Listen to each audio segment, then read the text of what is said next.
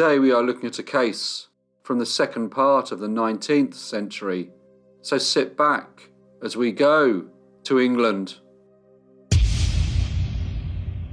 Jane Maria Clouson was born on the 27th of April 1854 in Deptford, a parish in southeast London, situated on the south bank of the River Thames. The area had been a major shipbuilding dock, but by the time of Jane's birth, the docks were in decline, as its location made access difficult for the new larger ships. They were eventually closed in 1869. Her father, named James, worked in the docks, while her mother worked as a dressmaker. Jane had two sisters, one called Sarah, who tragically died of consumption in 1863, and a younger sister, who was named Marie. Like most young children in the mid-19th century, she received some education. School inspectors had been introduced, and in the mid-1840s, rag schools, which were a type of volunteer-led school, had spread to London. These were charitable organisations dedicated to the free education of destitute children and were often attended by those who had been turned away from church schools. In 1862, Parliament also made it compulsory for head teachers to keep daily and weekly records of their school activity, including how many pupils were in attendance. When Jane was 14 years old, she started working in domestic service for a wealthy gentleman named Ebenezer Pooke. He was from Greenwich and the owner of a successful printing company. He was well educated and had previously worked for the Times as a tradesman printer. He lived in a relatively large house with his wife named Mary and their children. Many girls hoped to be able to avoid going into domestic service once they finished school. However, it was an industry where there was much work. By the second part of the 19th century, over 4% of the population was employed in service, the vast majority of them young women. Jane lived in the property and shared a small attic room. One of the children of Mr. Ebenezer and Mrs. Mary Pooke was named Edmund. He was 3 years older than Jane, having been born in 1851. He suffered from fits, and his mother did not like him to ever be left alone for very long. He was employed in his father's printing works at Greenwich, although he also claimed to be a music hall entertainer. Jane was very tidy, and all those who knew her considered her to be a conscientious, respectable and hard-working young lady. She was also described as very attractive. However, it came as a shock when just before Easter in 1871, she was dismissed from her employment. It was not uncommon at the time for anyone working in domestic service to be immediately dismissed for breaking house rules or committing some other minor misdemeanour. Mrs. Pooke claimed that Jane was dismissed as she was a generally unpleasant girl, who apparently had already been given several warnings about her unkempt appearance and slow work. Nevertheless, the other staff were very surprised by Mrs. Pooke's decision to let her go. She went to stay at 12 Ashburnham Road with her aunt, an aunt's daughter.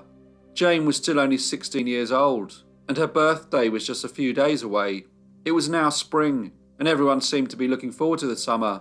The Royal Albert Hall had officially been opened by Queen Victoria on the 29th of March. However, despite the majority of the public's general feeling of contentment, the landlady named Mrs. Hamilton noticed that Jane seemed to be in very low spirits. There were rumours amongst Mr. Ebenezer Pooke's staff that the reason Jane had been dismissed was because for some time she had been involved in a relationship with Master Edmund Pooke. When this came to the attention of Mrs. Pooke, it greatly concerned her.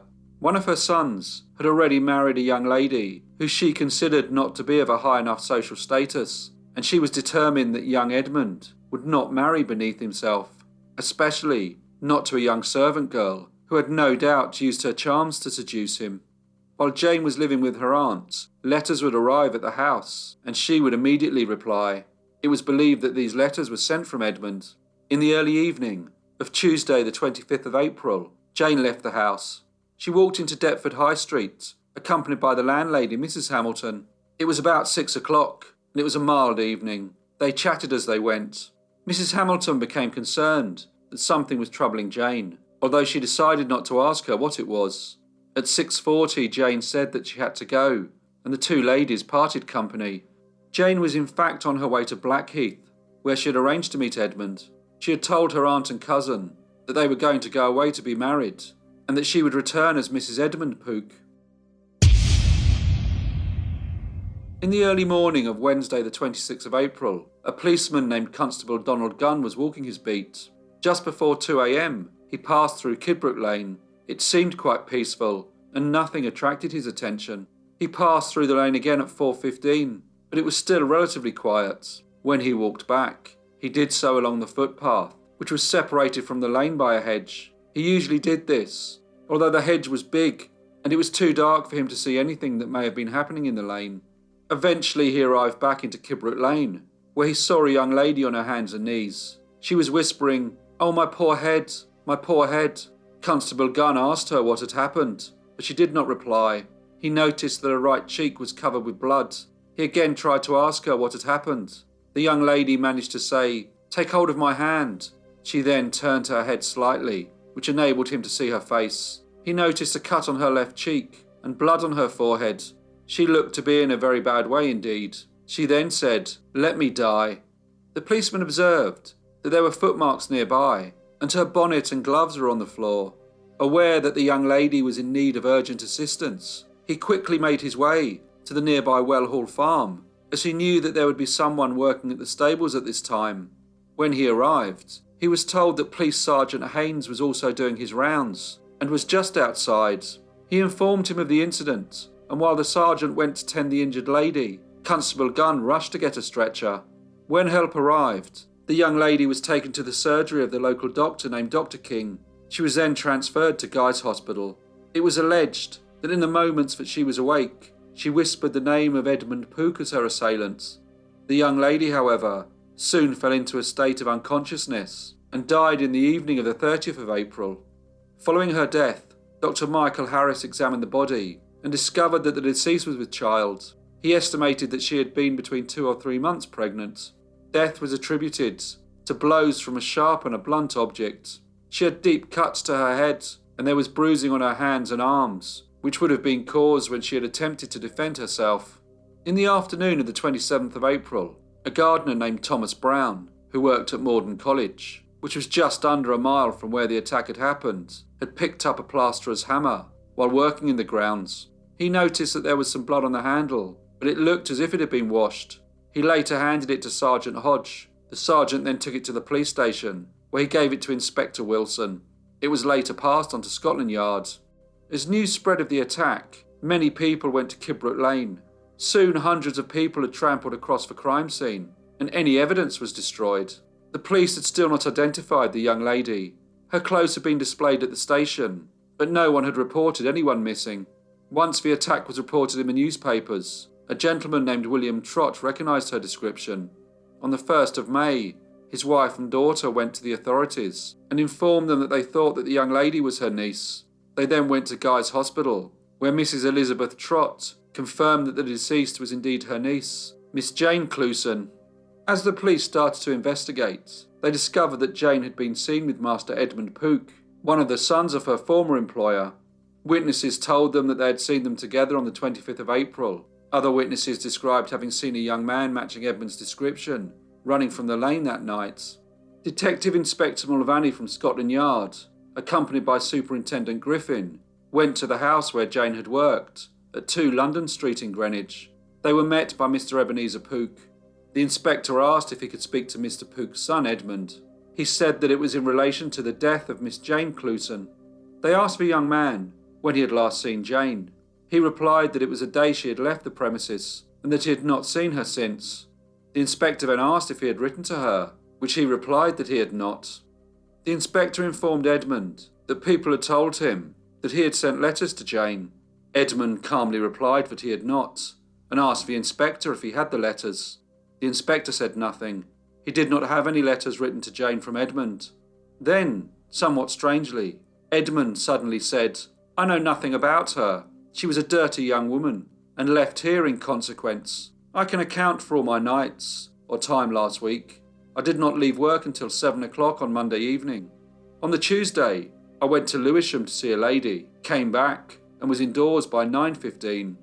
Edmund's father, Mr. Ebenezer Pook, seemed surprised that the officers were questioning his son about a possible relationship and murder of a servant girl. He told them that this was highly improbable, and that due to Edmund's fits, he was rarely alone in the house. The inspector asked to see the clothes that he had been wearing, and when he examined them, he noticed blood stains on both sleeves of his shirt. Edmund explained that it was a result of him biting his tongue during a seizure. Superintendent Griffin then arrested him and took him into police custody on suspicion of the murder of Miss Jane Maria Clouson. Edmund then remembered that he had actually seen Miss Clouson on the Saturday night with a gentleman. He said that he came home and told his brother. Mr. Ebenezer Pook requested that Edmund's brother speak to the inspector. His brother then confirmed the story. Nevertheless, Edmund was taken to the police station. They also took the suspect's clothes, knowing that they may be used as evidence. On the day of Jane's funeral, thousands of people turned out to see the cortege make its way from her aunt's house in Deptford to the cemetery in Brockley. Flowers were thrown onto the carriage that carried her body. Unusually, the pallbearers were all ladies who were dressed in maids' uniforms. She was laid to rest close to the graves of her mother and her older sister. The case was first heard at the coroner's court, where Edmund was found guilty of willful murder. A full trial was then arranged for the Central Criminal Court at the Old Bailey for the 10th of July. The press and the public were fascinated by the case. A young servant girl, dismissed by her employer, then 2 weeks later found murdered. Then it was discovered that she was pregnant when she had died, and it was alleged that the person responsible for being the father of her unborn child and committing the awful crime was a son of her former master. Victorian Britain had experienced social changes that had resulted in increased literacy rates. People had begun to spend more money on entertainment, and along with the improvements in printing, reading newspapers was now considered to be a form of leisure. There had also been a growth in the sale of macabre serial literature, such as penny dreadfuls. This meant that the real-life trial of Mr. Edmund Pook was going to be of great public interest. Witnesses stated that they had seen a man matching the defendant running from the lane that evening. One witness, named Thomas Lascelles, who lived in one of the cottages in Kibrook Lane, knew Edmund Pook and told the court that on the evening of Tuesday the 25th of April, he had seen him with a young lady. He said that the defendant was walking with his arm around her waist. He said that she was pretty and not as tall as him. Thomas was unable to recollect what the young lady had been wearing. However, he did see the couple heading towards Kibrook Lane. When asked if he was certain that the young man he saw was Edmund Pook, he said that he was. A shopkeeper confirmed that he had sold the hammer that had been found near the scene in the days prior to the murder. He said that he had sold it to Edmund Pook. Edmund's clothes were also presented to the jury. His trousers had blood and mud on them, as did his shirts. The defence counsel cross-examined all the witnesses and were robust in their interrogation. The police thought that Edmund Pook was guilty. The press were also quite unfavourable in their reporting and seemed to believe that he had committed the crime. However, the judge, Sir William Boville, was far more generous towards him. He ordered that Jane's last words, in which she had apparently identified the defendant as the person who had attacked her, were inadmissible, saying that they were no more than hearsay. He also criticised the police, as he considered that they were too quick to arrest the young man, despite having no real evidence. He said that they failed to investigate other possible suspects. The trial ended on the 15th of July, and the jury was sent out to deliberate. They returned just 20 minutes later to find the defendant, Mr. Edmund Walter Pook, not guilty. A large crowd had waited outside the court building on each day of the trial, and when it was announced that Edmund had been acquitted, the mood turned to one of anger and disappointment. There were suggestions that he had only escaped justice because of his family's social status. The newspapers reported on the verdict. The way in which the police had handled the investigation was the subject of an editorial in the Times on the 18th of July. 2 days later, it was also spoken about in Parliament. Following the trial, a pamphlet was released, which claimed that Edmund was in fact responsible for the death of Miss Jane Clouson. Edmund, or possibly his father, instructed a lawyer to prosecute the publication for slander. It was a bold decision, as being a civil case, Edmund was subjected to some uncomfortable questioning. Despite this, he won the case and was awarded £50 in damages. The Pook family continued to be the subject of local gossip, and there were many people in Deptford and Greenwich who were of the opinion that Edmund was indeed guilty. References to the case would occasionally appear in the newspapers. The events of the 25th and the 26th of April 1871 cast a large shadow over the Pook family. Eventually they decided that it would be best if they left London, and they relocated to a place where they would not be so easily recognised. A memorial for Jane was erected at Brockley Cemetery, It was paid for by public donations. The inscription reads, "A motherless girl who was murdered in Kidbrooke Lane, Eltham, aged 17 in 1871. Over the following years, people claimed to have seen a pretty young lady in a white dress, with blood dripping from her face, standing in Kidbrooke Lane. Several of these reported sightings were by patrolling policemen. People have also claimed to have heard cries for help and faint sighs. When night came, there were many local residents who would avoid the lane altogether, fearing that they may encounter the ghost of poor Jane Marie Clouson." Hello everyone, and thank you so much for listening. As you know, I really value all your comments and feedback, so please leave any that you may have, and I hope to see you all again in the next Brief Case